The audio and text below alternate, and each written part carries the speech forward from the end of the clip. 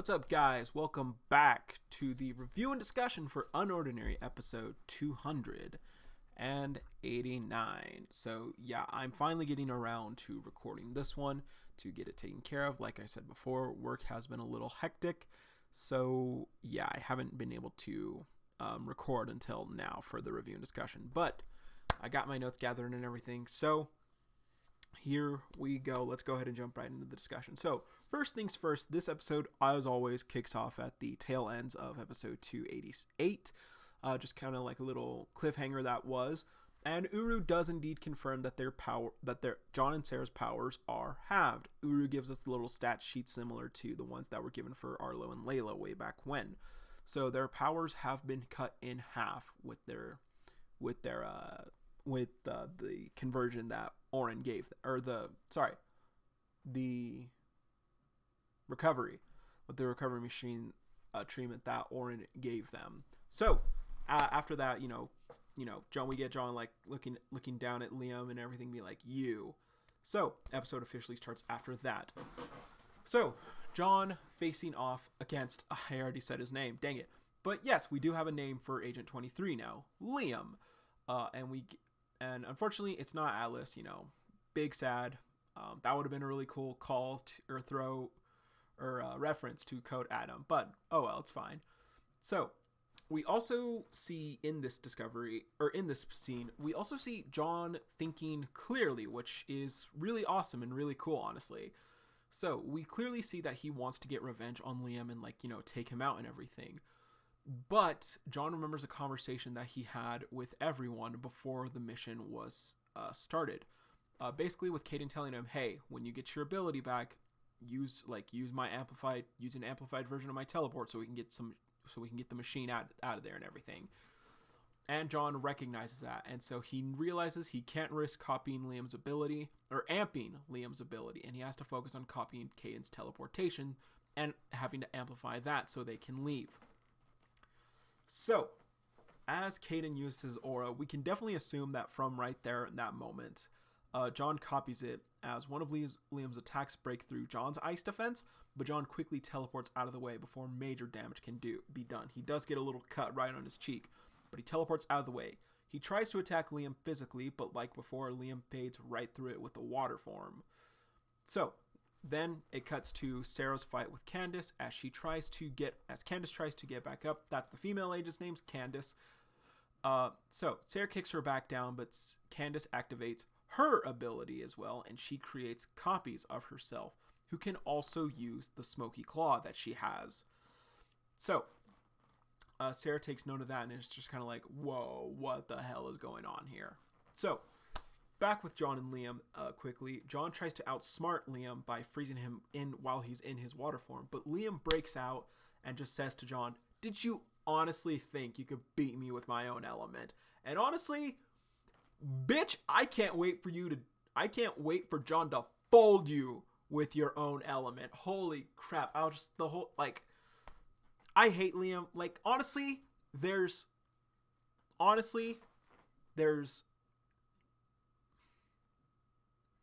there isn't as big a reason for us to hate Liam as much as we do. Let's be honest. Yeah, he is a villain, but he's probably not a villain by choice. He is just following orders of Spectre. And, let's be real. Oren's, the real... Well, actually, no. Liam is kind of twisted in his own way. Anyway, that's not important. What is important is Caden begins to review the situation, and he begins to think of a plan to get them out of there. He knows that these guys are not... that John and Sarah are not strong enough to take on Liam and Candace as they are right now. So, Sarah continues to try and beat Candace, but she gets outsmarted and captured by all three, while John gets frozen and stabbed by Liam. Caden once again starts thinking out of the box. Caden's really good at that, and I really like that for once. Uru's giving us a fairly weaker character compared to everyone else, who's just really good at thinking outside of the box and not figuring out ways to win, but figuring out ways that he can get an advantage in a situation. Not even with his ability, just smart. Caden's a smart guy, basically. So he like I said, thinks outside of the box and uses nearby electrical wires to electrocute the still in water Liam, and crashes one of the hospital beds into John's ice prison so he can back up Sarah. So Liam gets electrocuted. I believe he does fall to the floor a little bit, and John then just rushes to kind of protect to get Sarah out of the grasp of the Candaces, and he stabs the clone Candaces in the back. So it seems like maybe her clones are considerably weaker than herself because they just disappear after that. And Candace kind of gets a cut right upper torso, I think, or mid torso if I remember correctly. So Caden calls off the plan and he teleports with Sarah, leaving John behind. And John just simply says, "I'm not leaving empty-handed. Fuck that shit." And that's where the episode ends off. And honestly, that's a level 9 episode right there. Just because it's really epic. It's really epic in its own right. And it's really cool to kind of see the two strongest characters in the story that we know personally struggling against opponents was a really nice touch. And yeah, so it's a level 9 episode definitely for the things that set up, because the next episode is a level... Get there when we get there. Anyway, we do get a bonus for this episode though. So bonus, we get Melvin, the guy who got fucking iced. We get his level and ability. So he was indeed a level 5, and his ability was Spectral Claw, the claw that Candace and Liam are currently using. Now, I think this is something kind of I think it's definitely obvious. This is kind of something similar to what Maylee could get if she leveled up to a level 5. And honestly, well, actually no, we've seen a level 5 claw in John, so I guess it wouldn't be that crazy, honestly. Never mind. Maylee's claws would just be probably a lot stronger then.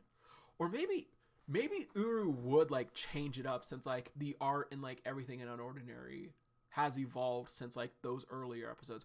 Uru, if you would make changes to how John's demon claw would look, you should draw that. You should seriously draw that.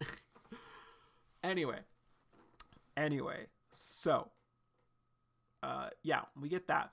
Now, with this, we know that Melvin is a level 5, so I am definitely thinking Rain definitely at least has to be at level 5, but I am still saying she's probably a bit stronger than even that. I'm going to say maybe a 5.2 for Rain, but who knows, she might just be a level 5, but Oren did confirm he is looking for high tiers, so yeah, there's that. So, like I said, we do get the female agent's name, Candace, and she is a level 5.6. She is not a god tier, and her ability is duplication, so she can make copies of herself. It seems like I guess she's probably at a limit of 3 right now, which honestly, that's pretty good, all things considered. So yeah, 3 copies of herself who can still use the same ability. Can her duplicates make duplicates? That's really... I need to think about that, actually.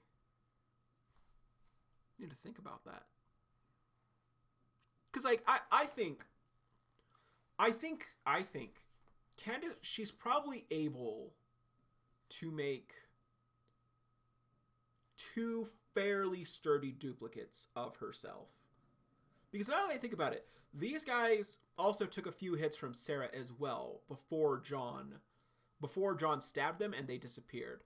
So maybe she can make 2 fairly sturdy duplicates of herself, and then the duplicates can make less strong duplicates of themselves. I don't know. Duplication's always a really interesting power to use. So yeah, kind of surprised it took us this long to see it, actually. Anyway, then we have none other than Liam himself.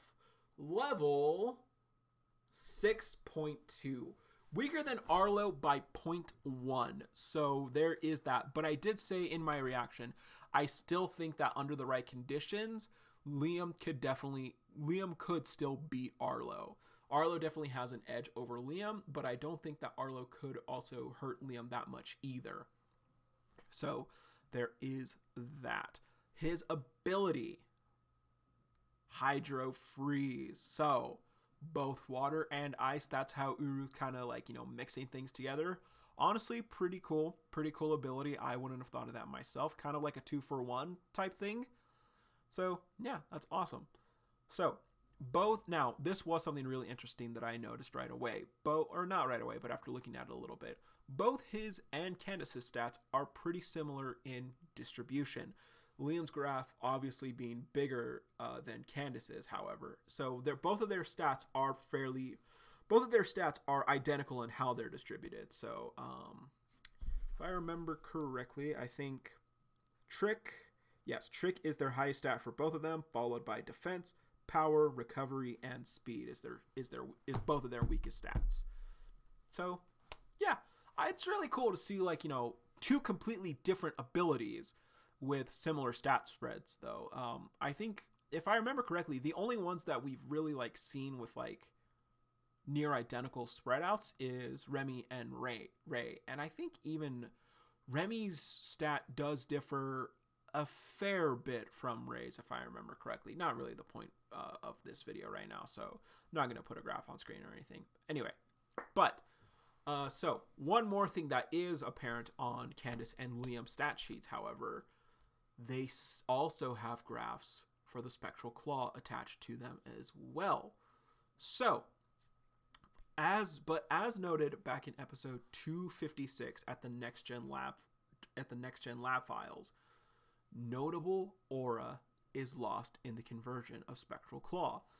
So Melvin had stats that definitely shouldn't have been laughed at, but Liam and Candace's stats were about half as strong, I would say, as the stat spread from Melvin's. So yeah, like the Next Gen's research had said. Let's see. Only able to convert a portion of the subject's aura into different abilities, but conversion is not 100% efficient. Notable aura is lost within the conversion process. So there is that. Spectre has definitely figured out how to mimic it on their side, but they have not perfected it yet. So that's where we are with that. And honestly, like I said, pretty good episode, pretty solid episode. Definitely a level 9 episode. So, yeah, that's all there is to discuss about episode 289. I will see you guys again for the review discussion for episode 290. So, let me know what you guys thought down below in the comments. And as always, everyone, see you, Space Cowboy.